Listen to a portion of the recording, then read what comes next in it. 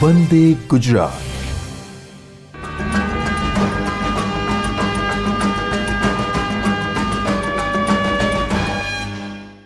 નમસ્તે વિદ્યાર્થી મિત્રો, હું બીજલ ભટ્ટ. આજે તમને કેમેસ્ટ્રીમાં ઇનઓર્ગેનિક કેમેસ્ટ્રીનું એક ખૂબ જ અગત્યનું ચેપ્ટર સંકીર્ણ સંયોજનો વિશે માહિતી આપીશ. આ ચેપ્ટર નીટના હેતુલક્ષી પણ ખૂબ અગત્યનું છે, કારણ કે સંકીર્ણ સંયોજનો ચેપ્ટર એ કેમેસ્ટ્રીના બીજા ઘણા બધા ચેપ્ટર સાથે સંકળાયેલું છે. મુખ્યત્વે આપણે કહીએ તો ડી અને એફ વિભાગના જે તત્વોનું ચેપ્ટર છે એની સાથે આ જે સંકીર્ણ સંયોજનોનું ચેપ્ટર છે ખૂબ ગાઢ રીતે સંકળાયેલું છે.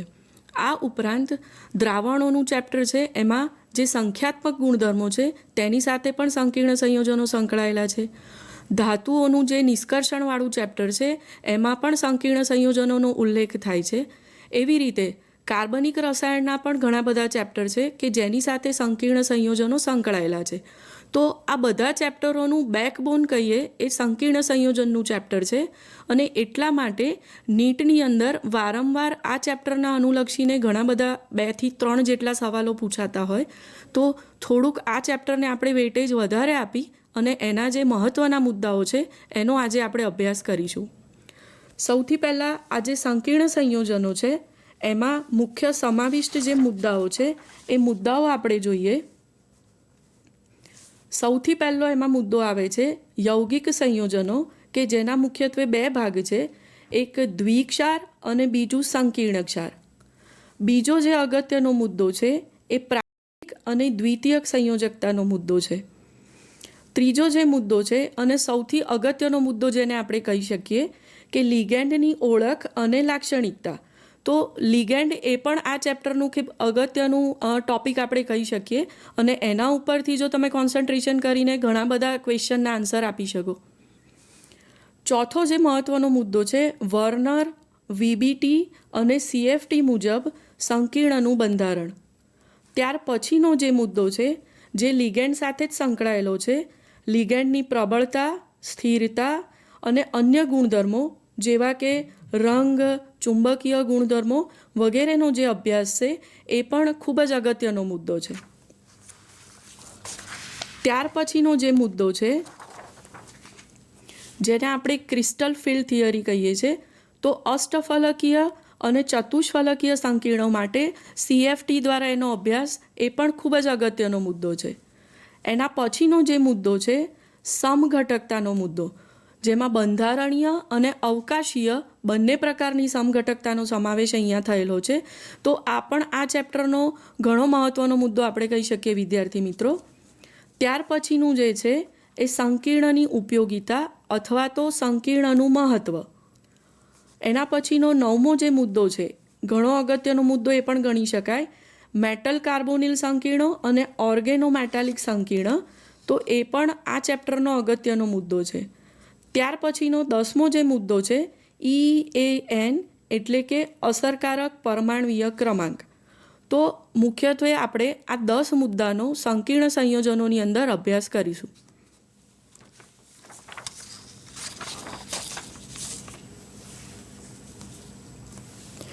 સૌ પ્રથમ આપણે જોઈએ યૌગિક સંયોજનો. આગળ કહ્યું એ પ્રમાણે કે આ જે યૌગિક સંયોજનો છે એને આપણે 2 વિભાગમાં વિભાજિત કરી શકીએ. એક જે છે એ દ્વિક્ષાર અને બીજું જે છે એ સંકીર્ણ ક્ષાર. તો બંને વચ્ચેનો તફાવત સમજવો ખૂબ જ જરૂરી છે. દ્વિક્ષારની વાત કરીએ તો ઉદાહરણ એનું લઈએ આપણે K2SO4. એની અંદર Al2SO4 ઉમેરીએ અને આ બંનેનું સ્ફટિકીકરણ કરીએ. બંનેનું મોટાભાગે પ્રમાણ 1:1 હોય છે. તો સ્ફટિકીકરણ કરવાથી K2SO4 Al2SO4 ટ્રાઇસ 24H2O બને છે. આ જે બન્યું એ દ્વિક્ષાર બન્યો કહી શકીએ આપણે. સંકીર્ણ ક્ષારની વાત કરીએ તો 4KCN અને FeCN2નું સ્ફટિકીકરણ કરીએ કે જે મોટા ભાગે 4:1ના પ્રમાણમાં હોય. તો એ જે આપણને આપશે K4FeCN6. તો એ સંકીર્ણ ક્ષારનું ઉદાહરણ બને. બંને વચ્ચે જોઈએ તો બંનેને પાણીમાં ઉમેરવામાં આવે તો જે દ્વિક્ષાર બન્યો છે એને તમે પાણીમાં ઉમેરો તો મૂળ જે ઘટક આયનો હતા એ બધા છૂટા પડે છે. એટલે કે 2K પોઝિટિવ છૂટો પડે, પ્લસ SO4 2 નેગેટિવ છૂટો પડે, +2 Al3 પોઝિટિવ છૂટો પડે અને +3 SO4 2 નેગેટિવ. એટલે કે મૂળભૂત જે પણ ઘટકો આપણે અહીંયા લીધા એ બધા જ ઘટકો છૂટા પડે છે. સંકીર્ણ જે બન્યો K4FeCN6, એને જ્યારે આપણે પાણીમાં ઉમેરીએ તો એમાંથી K પોઝિટિવ છૂટો પડે પ્લસ FeCN6 4 નેગેટિવ છૂટો પડે. એટલે કે મૂળભૂત બધા જ ઘટક આયનો સંકીર્ણ ક્ષારને જ્યારે પાણીમાં ઉમેરીએ ત્યારે છૂટા પડતા નથી. એટલે મુખ્યત્વે જો આપણે તફાવત જોતા જઈએ દ્વિક્ષાર અને સંકીર્ણ ક્ષારનો, તો દ્વિક્ષારની અંદર બધા જ ઘટક આયનો છૂટા પડે છે, જ્યારે સંકીર્ણ ક્ષારમાં બધા જ ઘટક આયનો છૂટા પડતા નથી. જ્યારે દ્વિક્ષારની અંદર આ બધા જ ઘટક આયનો છૂટા પડ્યા તો એ બધા જ ઘટક આયનો પોતપોતાની રાસાયણિક કસોટી આપે છે. દાખલા તરીકે આપણે જે કહ્યું કે K પોઝિટિવ છૂટો પડ્યો, આગળ SO4 2 નેગેટિવ છૂટો પડ્યો, તો એ બધા જ ઘટક આયનો પોતાની જે પણ રાસાયણિક કસોટી છે એ આપશે.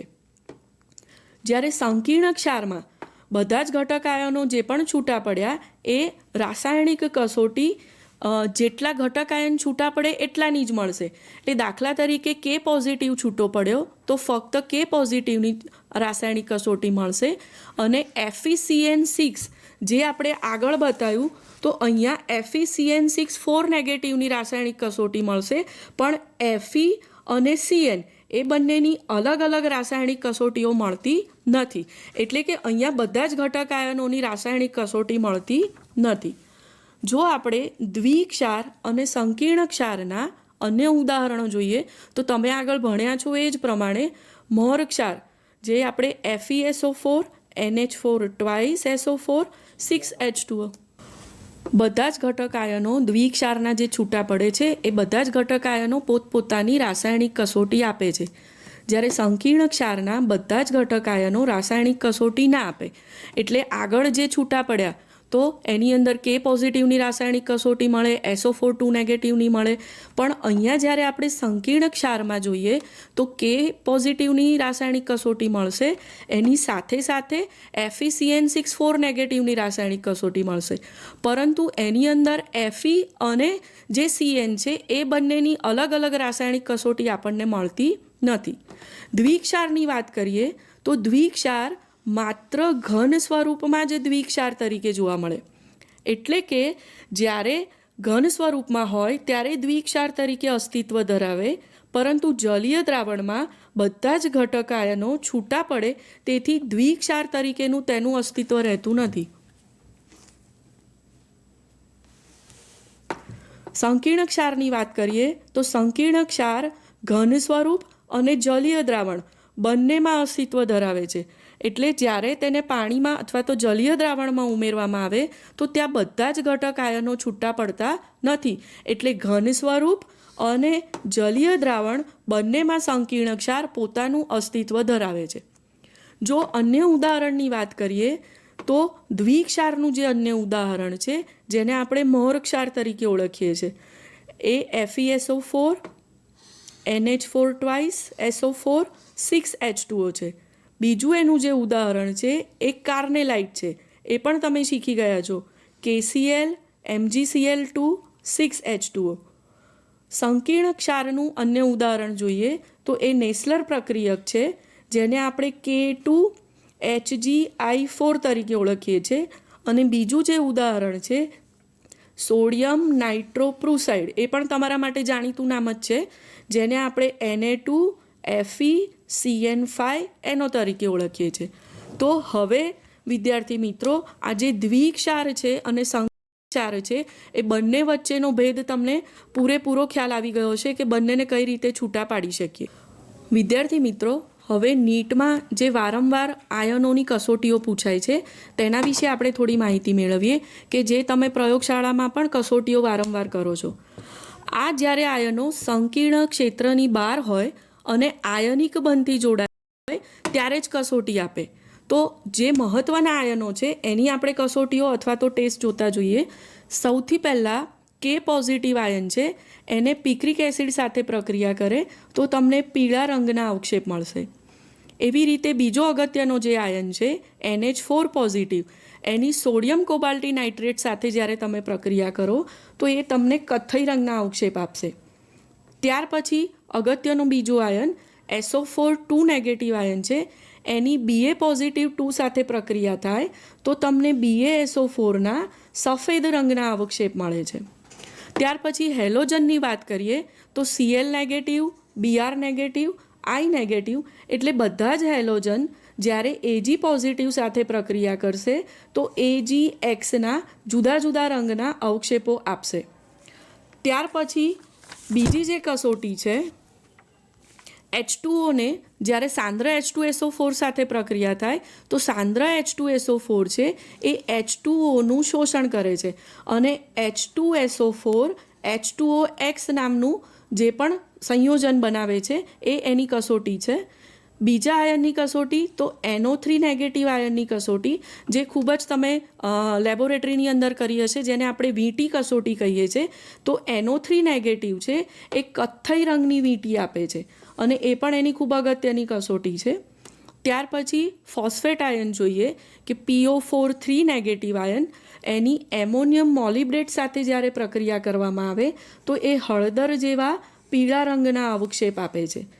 ત્યાર પછી જે આપણે સંકીર્ણ જોયું હતું FeCN6 નેગેટિવ એની Fe3 પોઝિટિવ સાથે પ્રક્રિયા થાય તો Fe4 FeCN6 ટ્રાઇસના પર્શિયન બ્લુ કલરના અવક્ષેપ આપે. તો આટલા જે આયનો છે એ આયનો નીટની એક્ઝામમાં વારંવાર એની કસોટીઓ પૂછાય છે જે તમે આના દ્વારા માહિતી મેળવી અને તૈયાર કરી શકો છો. હવે આપણે જે જોવાનો છે ખૂબ જ અગત્યનો મુદ્દો સંકીર્ણનું વર્ગીકરણ અથવા તો સંકીર્ણના જુદા જુદા પ્રકાર. કોઈપણ સંકીર્ણની વાત કરીએ તો એ સંકીર્ણ મુખ્યત્વે 3 વિભાગમાં વિભાજિત થાય. પહેલું જે છે એ સંકીર્ણને એમાં રહેલી કેન્દ્રીય ધાતુની સંખ્યાના આધારે વર્ગીકૃત કરવામાં આવે છે.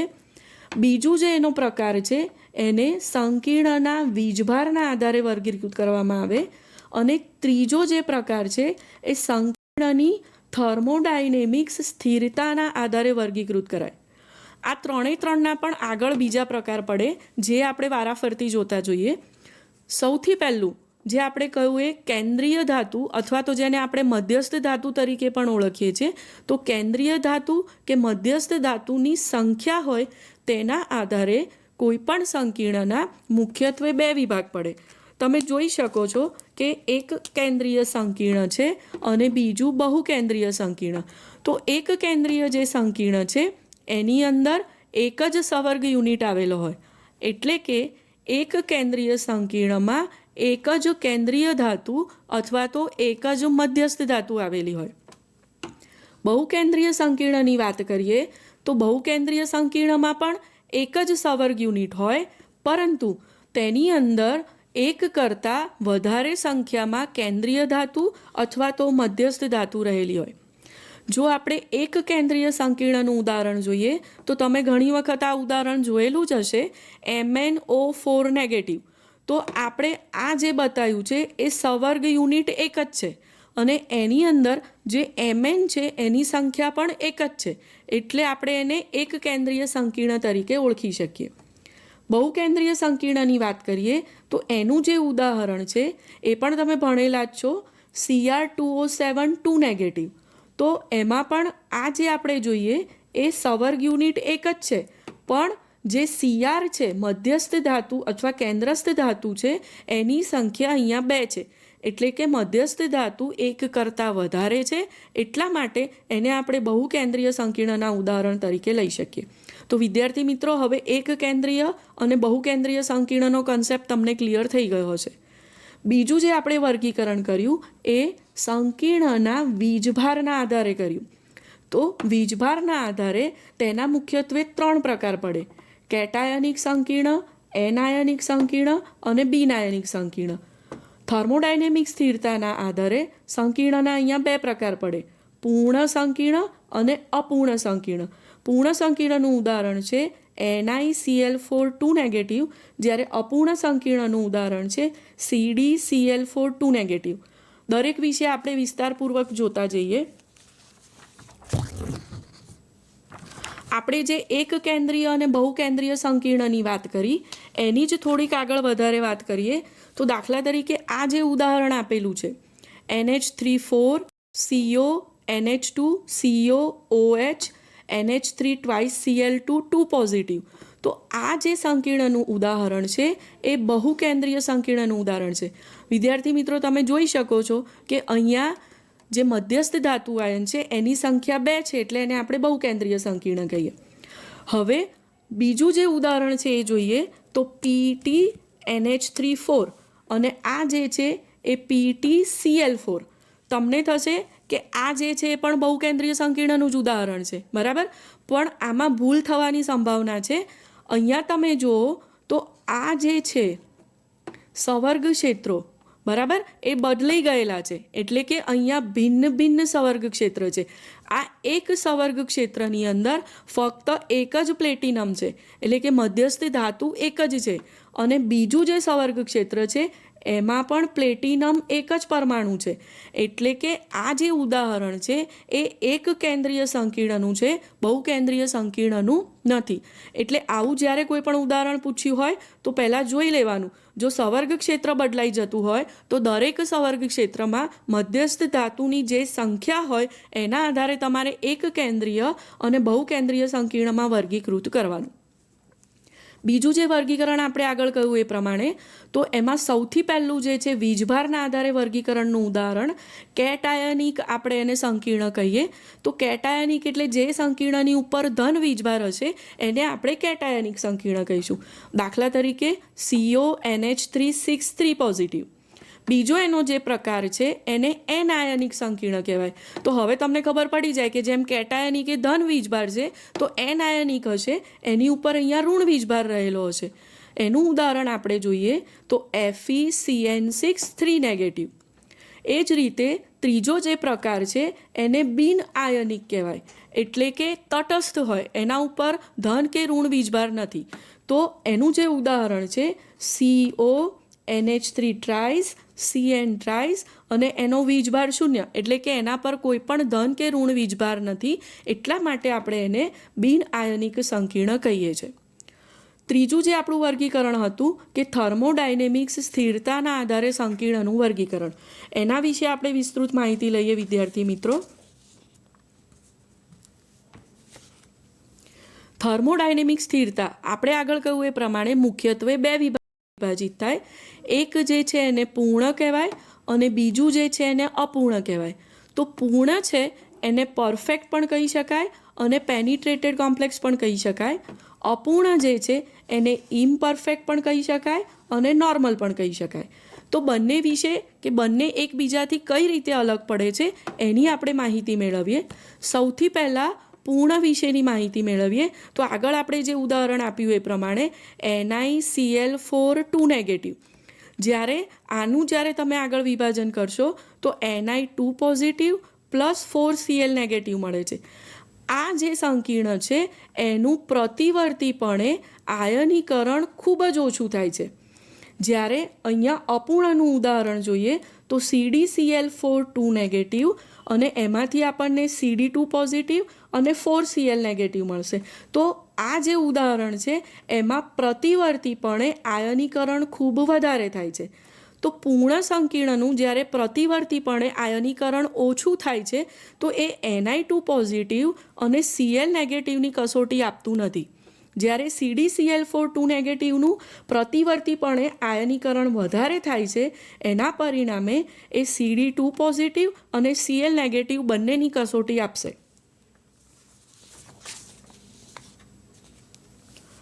પૂર્ણ અને અપૂર્ણમાં આગળ જોઈએ તો જે ઉદાહરણ આપણે આપ્યું એમાં Ni2 પોઝિટિવ અને Cl નેગેટિવ આયન વચ્ચેનો બંધ ખૂબ જ પ્રબળ છે અને એના પરિણામે એ જે સંકીર્ણ છે એ વધારે સ્થાયી છે. જ્યારે CD2 પોઝિટિવ અને Cl નેગેટિવ જે આપણે અપૂર્ણનું આગળ ઉદાહરણ આપ્યું એ બંને વચ્ચેમાં જે પણ બંધ છે એ ખૂબ નિર્બળ બંધ છે. પરિણામે એ જે સંકીર્ણ છે એ ઓછું સ્થાયી છે. એટલે જ્યારે આપણે પૂર્ણ સંકીર્ણ છે એની અંદર H2S ઉમેરીએ છીએ તો એ NiSના અને Cl સાથેના પણ અવક્ષેપ આપતું નથી બેમાંથી એકેના, કારણ કે એનો બંધ વધારે પ્રબળ છે. એટલે NI અને Cl એ સલ્ફર સાથે પ્રક્રિયા કરીને અવક્ષેપ આપતું નથી. જ્યારે અપૂર્ણનું જે આપણે ઉદાહરણ જોયું એની અંદર જ્યારે હાઇડ્રોજન સલ્ફાઇડ ઉમેરીએ છીએ તો એ CDSના તમને અવક્ષેપ આપે છે, કારણ કે નિર્બળ છે એટલે એ છૂટું પડી અને સલ્ફર સાથે જોડાઈ અને CDSના અવક્ષેપ આપશે. જો પૂર્ણ સંકીર્ણની વાત કરીએ તો પૂર્ણ સંકીર્ણના સ્થિરતા અચળાંક એટલે કે જેને આપણે સ્ટેબિલિટી કોન્સ્ટન્ટ KS કહીએ છીએ એના મૂલ્યો ઘણા વધારે છે અને એટલે એની સ્થિરતા ઘણી વધારે છે.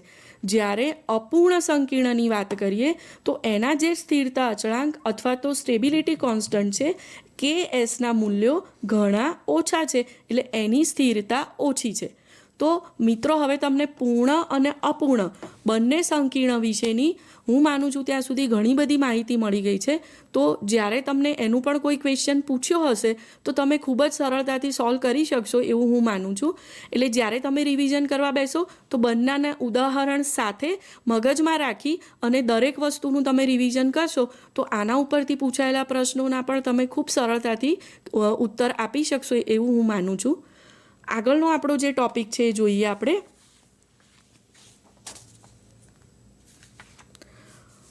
નીટની અંદર આપણે આગળ કહ્યું એ પ્રમાણે કે જે ખૂબ જ અગત્યનું ટોપિક લિગેન્ડ છે, અને જો લિગેન્ડ વિશેની તમને માહિતી ઘણી બધી મળી હશે અને જો તમારા લિગેન્ડ વિશેના બધા જ કન્સેપ્ટ ક્લિયર હશે તો નીટના ઘણા બધા પ્રશ્નોના તમારા જે આન્સર છે એ આપવાના ઇઝી થઈ જશે અને એના ઉપરથી સંકીર્ણ સંયોજન તમારા માટે સમજવું ઘણું બધું સરળ થઈ જશે.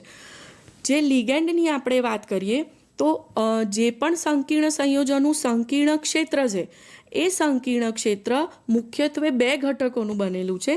સૌથી પહેલો જે ઘટક છે જેને આપણે કેન્દ્રસ્થ ધાતુ અથવા તો એને આપણે એમની સંજ્ઞાથી બતાવીએ છીએ અથવા એને આપણે મધ્યસ્થ ધાતુ તરીકે પણ ઓળખીએ છીએ.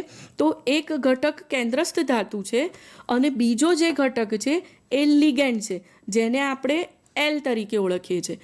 એટલે કોઈ પણ સંકીર્ણ સંયોજન છે એમાં મુખ્યત્વે જે આપણે અભ્યાસ કરવો હોય તો કેન્દ્રસ્થ ધાતુ અને લિગેન્ડનો અભ્યાસ કરીએ તો આપણને ઘણી બધી માહિતી મળી શકે. જ્યારે લિગેન્ડ જે છે એ એવું પરમાણુ છે એ ક્યાં તો ધન આયન હશે અથવા તો ઋણ આયન હશે અથવા તો તટસ્થ પરમાણુ હશે.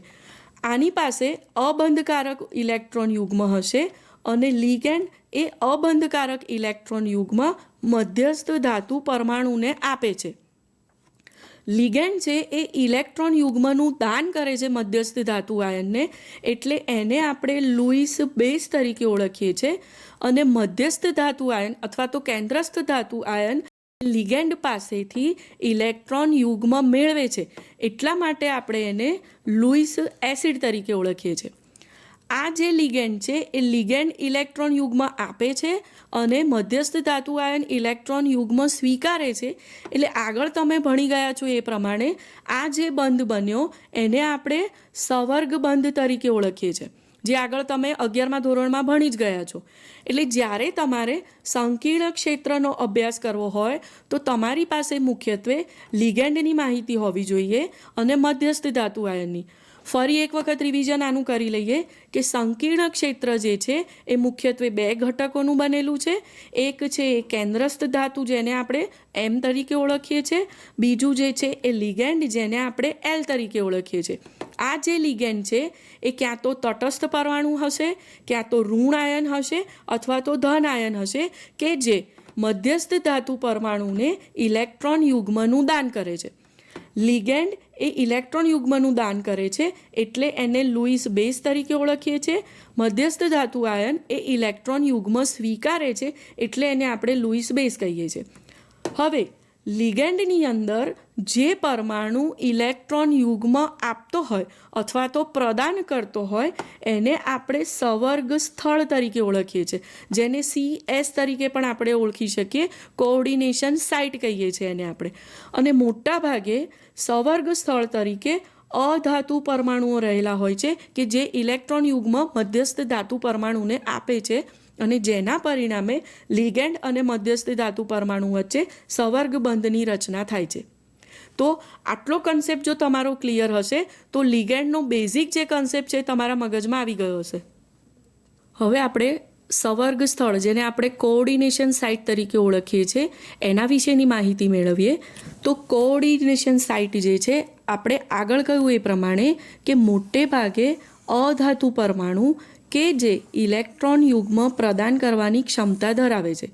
એટલે કોઈ પણ અધાતુ પરમાણુઓ કે જે ઇલેક્ટ્રોન યુગ્મ મધ્યસ્થ ધાતુ આયનને આપતા હોય એ બધા જ કોઓર્ડિનેશન સાઇટ તરીકે વર્તી શકે. તો આપણે એના અલગ અલગ ઉદાહરણ જોઈએ કે દાખલા તરીકે કાર્બન અને સિલિકોન છે, એ જ રીતે નાઇટ્રોજન અને ફોસ્ફરસ છે. સાથે સાથે જોઈએ ઉદાહરણ બીજું તો ઓક્સિજન અને સલ્ફર છે. હેલોજન પરમાણુની વાત કરીએ તો હેલોજનમાં ફ્લોરિન, ક્લોરિન, બ્રોમિન અને આયોડિન. તો આ જે બધા જ અધાતુઓ છે એ બધા જ અધાતુઓ મધ્યસ્થ ધાતુ આયનને ઇલેક્ટ્રોન યુગ્મ પ્રદાન કરે છે અને એના પરિણામે એ કોઓર્ડિનેશન સાઇટ તરીકે વર્તે. એટલે હવે તમને મિત્રો ખબર પડી ગઈ હશે કે કઈ કઈ અધાતુઓ છે એ કોઓર્ડિનેશન સાઇટ અથવા તો આપણે જેને સંવર્ગ સ્થળ કહીએ છીએ તેના તરીકે વર્તી શકે. ફરી એક વખત આપણે જોઈ લઈએ. Carbon, silicon, nitrogen, phosphorus, oxygen, sulphur, fluorine, chlorine, bromine અને આયોડિન. આ ઉપરાંત બીજું જે ઉદાહરણ છે CH2 ડબલ બોન્ડ CH2. તો આની અંદર આ પાઈ ઇલેક્ટ્રોનનું સરળતાથી દાન થાય છે. એના પરિણામે આ ઉદાહરણ છે એ પણ આપણે કોઓર્ડિનેશન સાઇટ તરીકે લઈએ છીએ. ફરીથી એક વખત CH2 ડબલ બોન્ડ CH2 કે એની અંદર પાઈ ઇલેક્ટ્રોન સરળતાથી આપી શકે છે, એટલા માટે CH2 ડબલ બોન્ડ CH2 પણ કોઓર્ડિનેશન સાઇટ તરીકે વર્તે. તો હવે જો આપણે જોઈએ તો CH4, BH3, H3O પોઝિટિવ અને NH4 પોઝિટિવ એ લિગેન્ડ તરીકે વર્તતા નથી. શા માટે લિગેન્ડ તરીકે વર્તતા નથી? તો કે CH4 અને જે આપણે બીજું ઉદાહરણ જોયું BH3, બંનેની અંદર અબંધકારક ઇલેક્ટ્રોન યુગ્મ નથી. અને મિત્રો, જો અબંધકારક ઇલેક્ટ્રોન યુગ્મ એની પાસે ના હોય તો એ મધ્યસ્થ ધાતુ આયનને ઇલેક્ટ્રોન યુગ્મનું દાન કરી શકે નહીં. એટલા માટે આ બંને છે એ બંને લિગેન્ડ તરીકે વર્તી શકતા નથી. H3O પોઝિટિવની વાત કરતા હોઈએ તો એમાં ઓક્સિજન પરમાણુ પાસે ઇલેક્ટ્રોન યુગ્મ છે, પરંતુ એની વિદ્યુત ઋણતા એટલી બધી વધારે છે કે એ ઇલેક્ટ્રોન યુગ્મનું દાન કરી શકતો નથી. પરિણામે H3O પોઝિટિવ પણ લિગેન્ડ તરીકે વર્તી શકતો નથી.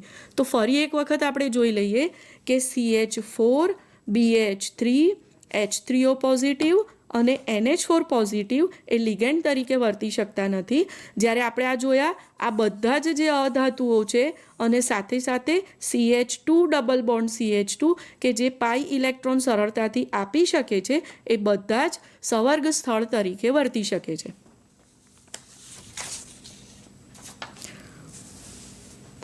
હવે આપણે એક નવો મુદ્દો જોઈએ મિત્રો, લિગેન્ડની લાક્ષણિકતાઓ.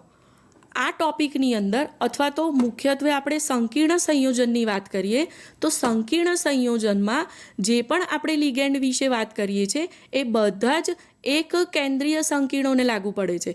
એટલે મોટાભાગની જે પણ માહિતી આપણને આ ચેપ્ટરમાં આપી છે એ એક કેન્દ્રીય સંકીર્ણોને અનુલક્ષીને આપી છે. એટલે આપણે હવે જે અભ્યાસ કરીશું એ બધો જ અભ્યાસ મોટાભાગનો એક કેન્દ્રીય સંકીર્ણને ધ્યાનમાં રાખીને કરવાનો છે. તો આગળ આપણે એ વિશે સમજીએ.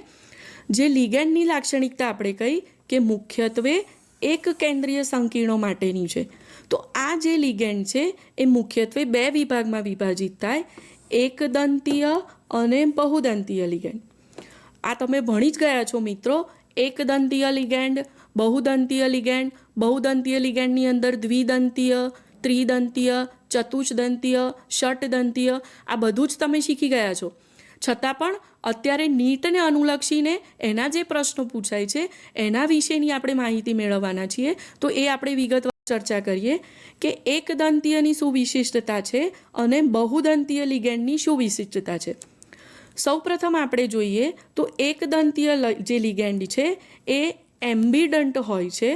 બીજી એની જે લાક્ષણિકતા છે એ પાઈ એસિડ તરીકે વર્તે છે.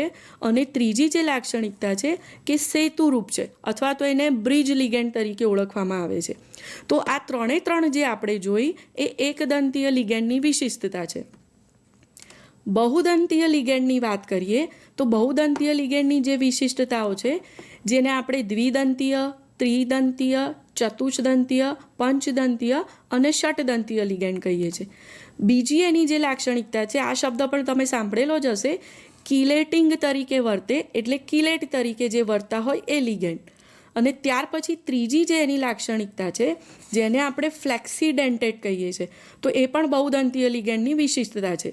ફરીથી એક વખત આપણે જોઈ લઈએ કે લિગેન્ડની જે લાક્ષણિકતાઓ છે, તો મુખ્યત્વે એને આપણે એકદંતીય લિગેન્ડની લાક્ષણિકતા અને બહુદંતીય લિગેન્ડની લાક્ષણિકતા તરીકે વિભાજિત કરીએ. એકદંતીય લિગેન્ડ માટેની વિશિષ્ટતા જોઈએ તો એમ્બિડન્ટ, પાઈ એસિડ અને સેતુરૂપ. જ્યારે બહુદંતીય લિગેન્ડની વિશિષ્ટતા જોઈએ તો દ્વિદંતીય, ત્રિદંતીય, ચતુષ્દંતીય, પંચદંતીય, ષટદંતીય. બીજી લાક્ષણિકતા કિલેટ તરીકેની અને ત્રીજી જે છે એ ફ્લેક્સીડેન્ટેડ તરીકે. તો દરેક વિશે આપણે આગળ વિગતવાર તો સમજવાનું જ છે.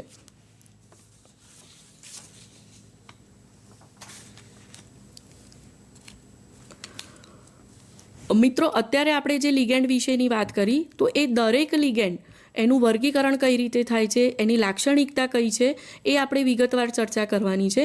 તો આગળનો જે આપણો ટૉપિક છે, મેં પહેલાં પણ કહ્યું એ પ્રમાણે કે લિગેન્ડ એ આ ચેપ્ટર માટે ખૂબ જ મહત્ત્વનો ટૉપિક છે. તો આપણે અત્યારે જે એની ચર્ચા કરીએ છીએ એ તમે વિગતવાર અભ્યાસ કરી અને લિગેન્ડ વિશે તમે જે પણ જરૂરી નીટલક્ષી માહિતી છે એ આમાંથી મેળવી શકશો. લિગેન્ડની આપણે લાક્ષણિકતાઓ જોઈએ તો કોઈ પણ લિગેન્ડને એની ક્ષમતાના આધારે વર્ગીકૃત કરવામાં આવે. તો ક્ષમતા એટલે શું? તો કે કોઈ પણ લિગેન્ડની ઇલેક્ટ્રોન યુગ્મ પ્રદાન કરવાની ક્ષમતાના આધારે એનું વર્ગીકરણ થાય.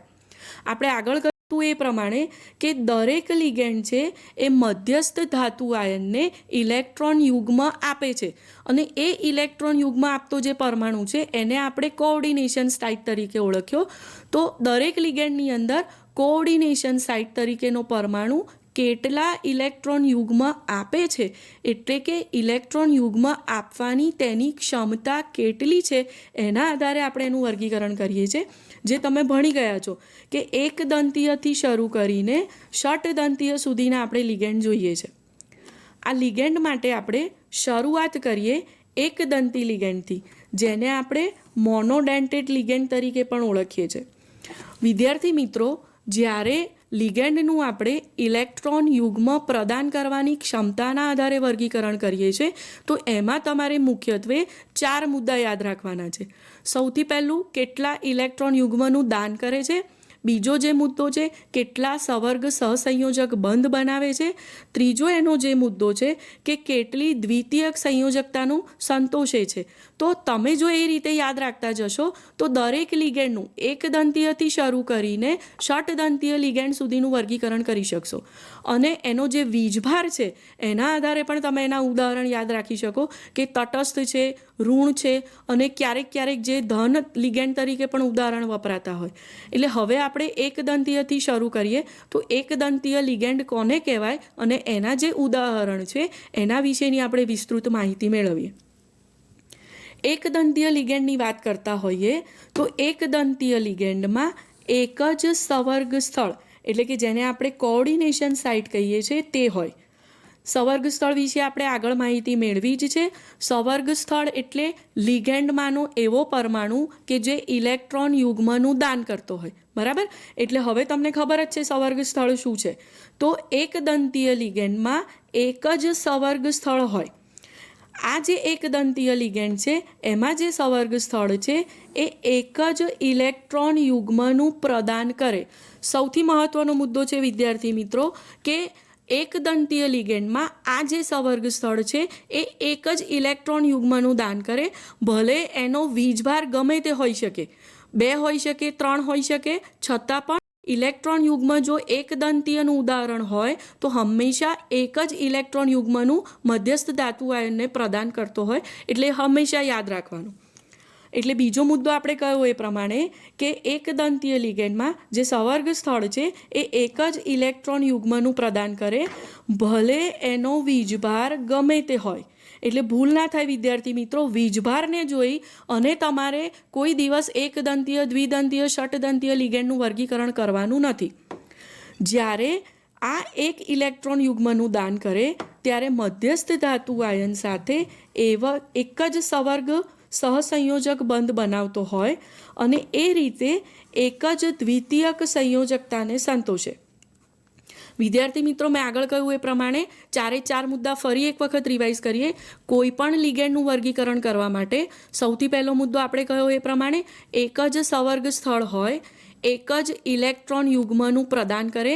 આપણે કહ્યું એ પ્રમાણે કે વીજભાર ગમે તે હોય, સાથે સાથે એક જ દ્વિતીયક સંયોજકતાને સંતોષે. અને ચોથો મુદ્દો કયો એ પ્રમાણે કે મધ્યસ્થ ધાતુ આયન સાથે એક જ સવર્ગ સહસંયોજક બંધ બનાવે.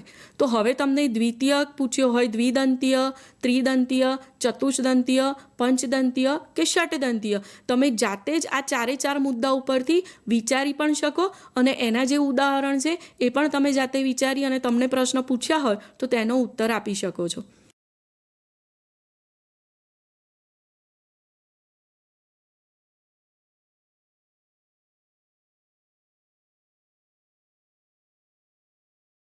વિદ્યાર્થી મિત્રો, હવે જે આપણે એકદંતીય લિગેન્ડ વિશે માહિતી મેળવી હતી એના ઉદાહરણ ફટાફટ જોઈ લઈએ.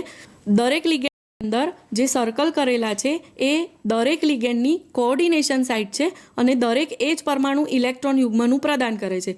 NH2ની અંદર નાઇટ્રોજન છે, CH3COO નેગેટિવની અંદર ઓક્સિજન છે, S2 નેગેટિવની અંદર સલ્ફર છે, N3 નેગેટિવની અંદર નાઇટ્રોજન છે, NH2 NH3 પોઝિટિવ છે તો એની અંદર આ નાઇટ્રોજન છે એ કોઓર્ડિનેશન સાઇટ તરીકે વર્તે. SCN નેગેટિવ છે એની અંદર સલ્ફર પરમાણુ છે, SH નેગેટિવ લિગેન્ડની અંદર સલ્ફર પરમાણુ છે, COની અંદર કાર્બન પરમાણુ કોઓર્ડિનેશન સાઇટ તરીકે વર્તે છે, NO લિગેન્ડની અંદર નાઇટ્રોજન પરમાણુ, H2O લિગેન્ડની અંદર ઓક્સિજન પરમાણુ કોઓર્ડિનેશન સાઇટ છે, CH3NH2 લિગેન્ડની અંદર નાઇટ્રોજન પરમાણુ ઇલેક્ટ્રોન યુગ્મનું પ્રદાન કરે છે અને CH3CN છે એની અંદર પણ આ નાઇટ્રોજન પરમાણુ ઇલેક્ટ્રોન યુગ્મનું પ્રદાન કરે. એટલે બંનેમાં નાઇટ્રોજન પરમાણુ જે છે એ સવર્ગ સ્થળ તરીકે વર્તે છે. આ જે CS છે એની અંદર કાર્બન પરમાણુ સવર્ગ સ્થળ નિર્દેશ તરીકે વર્તે. NSની અંદર નાઇટ્રોજન પરમાણુ અને પિરિડિનની અંદર આ નાઇટ્રોજન પરમાણુ ઇલેક્ટ્રોન યુગ્મનું પ્રદાન કરે છે, એટલા માટે એ સવર્ગ સ્થળ નિર્દેશ તરીકે વર્તે. તો મિત્રો, આ બધા જ ઉદાહરણો તમે ભણી ગયા છો અને દરેકના સવર્ગ સ્થળ નિર્દેશ કયા કયા છે એ હવે તમને બરાબર રીતે ખ્યાલ આવી ગયો છે. આગળનો જે આપણો ટોપિક છે કે એકદંતીય લિગેન્ડની ત્રણ આપણે જે લાક્ષણિકતાઓ જોઈ. એક આપણે કહ્યું હતું કે એકદંતીય અને બહુદંતીય લિગેન્ડ બંને અલગ અલગ લાક્ષણિકતા દર્શાવે. તો એકદંતીય લિગેન્ડની પહેલી લાક્ષણિકતા એમ્બિડન્ટ કહી હતી, બીજી લાક્ષણિકતા પાઈ એસિડ કહી હતી અને ત્રીજી જે લાક્ષણિકતા સેતુરૂપ કહી હતી એને હવે આપણે વારાફરતી ડિસ્કસ કરી અને સમજવાનો પ્રયત્ન કરીએ. તો એકદંતીય લિગેન્ડની પહેલી જે લાક્ષણિકતા છે એને એમ્બિડન્ટ કહેવામાં આવે છે. તો એમ્બિડન્ટ એટલે શું? તો કે ભિન્ન ભિન્ન સવર્ગ સ્થળ હોય. એટલે શું? તો કે કોઈ પણ લિગેન્ડમાં બે કે તેથી વધુ કોઓર્ડિનેશન સાઇટ હોય પરંતુ એક જ સમયે એ એક જ કોઓર્ડિનેશન સાઇટ અથવા તો સવર્ગ સ્થળ વાપરી શકે, એને આપણે એમ્બિડન્ટ કહીએ છીએ. એમ્બિડન્ટ લિગેન્ડ એટલે એવા લિગેન્ડ કે જેની અંદર એક કરતાં વધારે સવર્ગ સ્થળ કે કોઓર્ડિનેશન સાઇટ હોય પરંતુ એ લિગેન્ડ એક જ સમયે એક જ કોઓર્ડિનેશન સાઇટનો ઉપયોગ કરતું હોય તો એને એમ્બિડન્ટ કહેવાય. એના આપણે હવે આગળ ઉદાહરણ જોઈએ. દાખલા તરીકે NO2 નેગેટિવ. તો આ જે લિગેન્ડ છે એની અંદર નાઇટ્રોજન અને ઓક્સિજન બંધારણ આપણે જોઈએ તો નાઇટ્રોજન પાસે પણ ઇલેક્ટ્રોન યુગ્મ છે, ઓક્સિજન પાસે પણ ઇલેક્ટ્રોન યુગ્મ છે, પરંતુ એક સમયે એક જ ઇલેક્ટ્રોન યુગ્મ વાપરી શકે અને એ એમ્બિડન્ટ તરીકે વર્તે. તો જો એ અહીંયા NO2થી જોડાતું હોય એટલે કે અહીંયા નાઇટ્રોજન પરમાણુ સવર્ગ સ્થળ તરીકે વર્તું હોય તો આ રીતે જોડાય અને જો ઓક્સિજન પરમાણુ ઇલેક્ટ્રોન યુગ્મનું પ્રદાન કરતું હોય તો મધ્યસ્થ ધાતુ જોડે ઓક્સિજન પરમાણુનું જોડાણ થાય એટલે ત્યાં સવર્ગ સ્થળ તરીકે ઓક્સિજન પરમાણુ વર્તે છે. CN ઉદાહરણની વાત કરીએ તો CN નેગેટિવમાં કાર્બન અને નાઇટ્રોજન બંને સવર્ગ સ્થળ તરીકે વર્તી શકે. બંને પાસે ઇલેક્ટ્રોન યુગ્મ છે જે એના બંધારણમાં આપણે જોઈ શકીએ. એટલે બંને પરમાણુ ઇલેક્ટ્રોન યુગ્મ ધરાવે છે છતાં પણ એક જ સમયે એક જ પરમાણુ ઇલેક્ટ્રોન યુગ્મ આપી શકે. તો એમાં પણ આપણે જોઈએ કે જો મધ્યસ્થ ધાતુ પરમાણુને કાર્બન પરમાણુ ઇલેક્ટ્રોન યુગ્મ આપે તો એ વખતે સવર્ગ સ્થળ નિર્દેશ તરીકે કાર્બન પરમાણુ વર્તે, અને જો મધ્યસ્થ ધાતુ આયનને નાઇટ્રોજન પરમાણુ ઇલેક્ટ્રોન યુગ્મ આપતું હોય તો એ વખતે નાઇટ્રોજન પરમાણુ સવર્ગ સ્થળ તરીકે વર્તી શકે. ત્રીજું જે ઉદાહરણ છે SCN નેગેટિવ, તો અહીંયા સલ્ફર પરમાણુ પાસે પણ ઇલેક્ટ્રોન યુગ્મ છે અને નાઇટ્રોજન પરમાણુ પાસે પણ ઇલેક્ટ્રોન યુગ્મ છે, પરંતુ એક જ સમયે મધ્યસ્થ ધાતુને કોઈ એક જ પરમાણુ ઇલેક્ટ્રોન યુગ્મ આપશે. એટલે જો મધ્યસ્થ ધાતુ આયનને સલ્ફર પરમાણુ ઇલેક્ટ્રોન યુગ્મ આપશે તો આ પ્રકારનું જોડાણ થાય, અને એ વખતે સલ્ફર છે એ સવર્ગ સ્થળ નિર્દેશ તરીકે વર્તે, અને જો મધ્યસ્થ ધાતુને નાઇટ્રોજન પરમાણુ ઇલેક્ટ્રોન યુગ્મ આપે તો સવર્ગ સ્થળ તરીકે નાઇટ્રોજન પરમાણુ વર્તે. તમારે જે મહત્ત્વના મુદ્દા 2 યાદ રાખવાના છે એ પણ જોઈએ કે દાખલા તરીકે NH2 લિગેન્ડ છે, તો આની અંદર આ પણ નાઇટ્રોજન પરમાણુ ઇલેક્ટ્રોન યુગ્મ ધરાવે છે અને આ નાઇટ્રોજન પરમાણુ પણ ઇલેક્ટ્રોન યુગ્મ ધરાવે છે, છતાં પણ તે એમ્બિડન્ટ તરીકે વર્તી શકતો નથી. શા માટે? તો વિદ્યાર્થી મિત્રો, NH2ની અંદર નાઇટ્રોજન પરમાણુ 2 છે, પણ બંને નાઇટ્રોજન આઇડેન્ટિકલ છે, એટલે કે જુદા જુદા નથી. આગળના ઉદાહરણમાં આપણે જોયા તો દરેક પરમાણુ અલગ અલગ હતા, જ્યારે અહીંયા બંને નાઇટ્રોજન પરમાણુ જ છે, એટલે આપણે એને એમ્બિડન્ટના ઉદાહરણ તરીકે ગણી શકતા નથી. એટલે કે NH2 એ એમ્બિડન્ટ લિગેન્ડ તરીકે વર્તી શકતો નથી. બીજું એનું ઉદાહરણ એવું જ છે જેને આપણે NO3 નેગેટિવ કહીએ છીએ, તો એ પણ એમ્બિડન્ટ તરીકે વર્તી શકતો નથી. તો વિદ્યાર્થી મિત્રો, એમ્બિડન્ટ વિશેના જે પણ તમારા પ્રશ્નો છે એ આ માહિતી ઉપરથી હું માનું છું ત્યાં સુધી મોટાભાગના પ્રશ્નોનું નિવારણ થઈ ગયું હશે. આગળ એની બીજી લાક્ષણિકતા આપણે જોઈએ.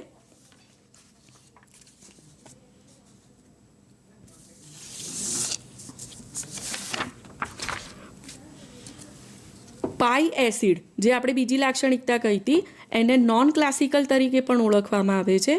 તો આ જે પાઈ એસિડની આપણે લાક્ષણિકતા જોઈએ તો CO અથવા તો PH3 જેવા જે લિગેન્ડ છે એ મધ્યસ્થ ધાતુ આયનને ઇલેક્ટ્રોન યુગ્મ પ્રદાન કરે છે.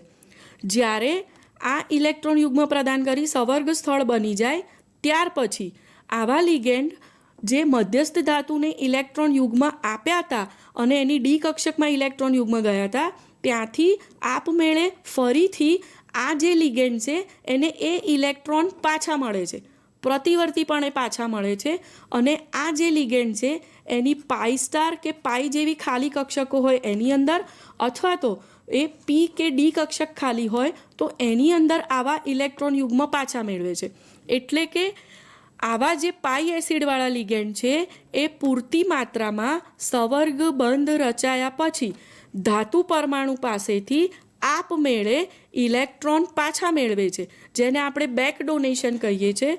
અને આ જે ઇલેક્ટ્રોન છે એ લિગેન્ડની ખાલી પાઈ સ્ટાર અથવા પાઈ જેવી આણ્વીય કક્ષકો અથવા તો પી અથવા તો ડી જેવી પરમાણ્વીય કક્ષકોમાં ગોઠવાય છે. તો હવે પાઈ એસિડનો જે કન્સેપ્ટ છે એ તમને બરાબર ખ્યાલમાં આવી ગયો હશે. એક વખત ફરીથી રિવાઇઝ કરી લઈએ તો એના જે ઉદાહરણ આપણે કહીએ CO, NO, CH2 double bond CH2, C5H5, PH3 વગેરે, એની જે મહત્ત્વની અસર છે તો આ રીતે જે બંધ ક્રમાંક છે, આપણે આગળ જાણીએ છીએ એ પ્રમાણે કે બંધ ક્રમાંક અને બંધ લંબાઈ એકબીજાના વ્યસ્ત પ્રમાણમાં છે. તો અહીંયા તમે જ્યારે આ ઉદાહરણ જુઓ છો તો એમાં M અને C બંધ હોય એ વખતે બંધ ક્રમાંક વધે છે, તો આ બંને વચ્ચેની બંધ લંબાઈ ઘટે છે. અને જ્યારે કાર્બન અને ઓક્સિજન વચ્ચેની બંધ બનતો હોય ત્યારે બંધ ક્રમાંક ઘટે છે, એનો મતલબ કાર્બન અને ઓક્સિજન વચ્ચેની બંધ લંબાઈ વધે છે. તો આ પાઈ એસિડ માટે એક મહત્ત્વની અસર આપણે ગણી શકીએ. એમાં પણ બ્યુટાડાઇન જે છે એ પાઈ એસિડ તરીકે વર્તી શકતો નથી, તો એ પણ તમે ખૂબ ધ્યાન રાખીને યાદ રાખી શકો. ત્રીજી આપણે જે લાક્ષણિકતા કહી હતી એકદંતીય લિગેન્ડની, સેતુરૂપ લિગેન્ડ. તો એકદંતીય લિગેન્ડ એક જ સમયે એક કરતાં વધારે કોઓર્ડિનેશન સાઇટ વાપરતા હોય તો એને સેતુરૂપ લિગેન્ડ કહેવાય. દાખલા તરીકે આ ઉદાહરણમાં તમે જોઈ શકો છો તો અહીંયા આ જે ઓક્સિજન છે એની પાસે 2 ઇલેક્ટ્રોન યુગ્મ છે અને એ બંને ઇલેક્ટ્રોન યુગ્મ અલગ અલગ ક્રોમિયમ પરમાણુ સાથે જોડાયા છે. તો આ ઓક્સિજન પરમાણુ બંને ક્રોમિયમ સાથે બ્રિજ રૂપે જોડાયો છે, તો એને બ્રિજ લિગેન્ડ કહેવાય અથવા તો સેતુરૂપ લિગેન્ડ કહેવાય.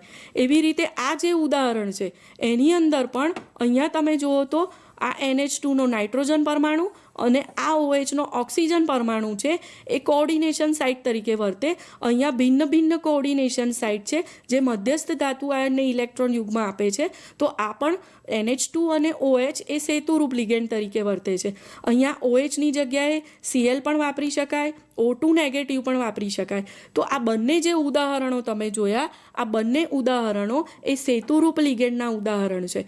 એટલે હવે એકદંતીય લિગેન્ડના 3 જે મહત્ત્વની આપણે લાક્ષણિકતા જોઈ એ તમારા મગજમાં એકદમ વ્યવસ્થિત રીતે બેસી ગઈ હશે. ફરીથી આપણે જોઈ લઈએ તો એ જે હતી એ પહેલી આપણે જે લાક્ષણિકતા જોઈ એ એમ્બિડન્ટ, કે જેમાં ભિન્ન ભિન્ન સંવર્ગ સ્થળો હોય છતાં પણ એક સમયે એક જ કોઓર્ડિનેશન સાઇટ વાપરી શકાય. જે પાઈ એસિડ છે એ પાઈ એસિડમાં લિગેન્ડ મધ્યસ્થ ધાતુ આયનને ઇલેક્ટ્રોન યુગમાં આપે, સંવર્ગ સંયોજક બંધ બને, ત્યાર પછી મધ્યસ્થ ધાતુ આયન પાસેથી પાછા એ ઇલેક્ટ્રોન પોતાની ખાલી પાઈ સ્ટાર કે પાઈ કક્ષક અથવા તો પી કે ડી કક્ષકમાં મેળવે, તો એને પાઈ એસિડ તરીકે લિગેન્ડ વર્ત્યો કહેવાય. અને ત્રીજી જે લાક્ષણિકતા આપણે મહત્ત્વની જોઈ, સેતુરૂપ લિગેન્ડ, કે જેમાં એકદંતીય લિગેન્ડ એક જ સમયે એક કરતાં વધારે કોઓર્ડિનેશન સાઇટ વાપરે. અહીંયા એક ઓક્સિજન પરમાણુ છે પણ એના 2 ઇલેક્ટ્રોન યુગમાં વપરાય છે અને બંને ક્રોમિયમ પરમાણુને આપે છે, એટલે એ બ્રિજ લિગેન્ડ તરીકે વર્તે. અને આ જે ઉદાહરણ છે એમાં કોઓર્ડિનેશન સાઇટ અલગ અલગ છે. અહીંયા નાઇટ્રોજન છે NH2નું અને અહીંયા OHનું ઓક્સિજન છે. તો વિદ્યાર્થી મિત્રો, હવે અત્યાર સુધીની જે માહિતી મેળવી એમાં લિગેન્ડ વિશેની જે માહિતી છે આપણે આગળ પણ કહ્યું એ પ્રમાણે કે ખૂબ જ મહત્ત્વની છે.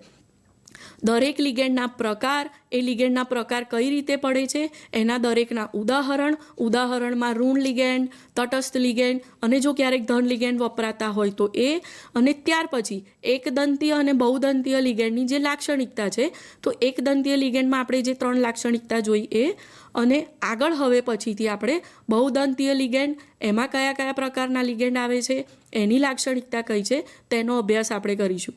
તો આ ટોપિક જે આપણે અત્યાર સુધીમાં જોયા એમાં નીટમાંથી વારંવાર પ્રશ્નો પૂછાય છે. તો વિદ્યાર્થી મિત્રો, આનું તમે વારંવાર રિવિઝન જો કરી લેશો અને આ કન્સેપ્ટ જો તમારા મગજમાં સરસ રીતે ઉતરી જશે તો નીટમાં જે પ્રશ્નો પૂછાય છે એના તમે ખૂબ જ સરળતાથી ઉત્તર આપી શકશો એવી મને હવે ખાતરી છે. કારણ કે અઘરા જે ટોપિક છે એ તમે વારંવાર પુનરાવર્તન કરો તો તમને એનાથી જે પ્રશ્નો છે જુદા જુદા પ્રકારના એના ઉત્તર આપવામાં ઘણી જ સરળતા રહેશે એવું હું માનું છું.